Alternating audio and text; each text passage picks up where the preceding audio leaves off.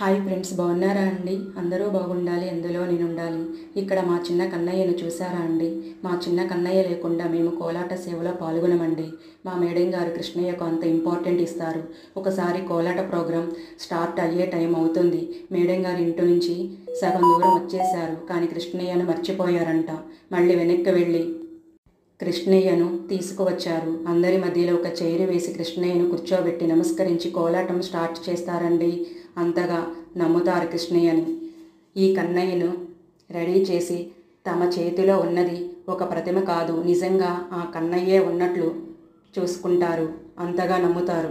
కోలాట సేవ పూర్తి అయ్యాక మా అందరిని ఎత్తుకోమని ఇచ్చారు. మనం దేవుని మీద నమ్మకం ఉంచి చేసిన పనిలో వచ్చే ఆనందం వేరు కదా అండి. ఆనాడు ఆ గోపికల మధ్య ఆ కన్నయ్య ఉన్నట్లు ఈనాడు మాలాంటి భక్తుల మధ్య ఈ కన్నయ్య ఉన్నారండి. Please like, subscribe. Thank you.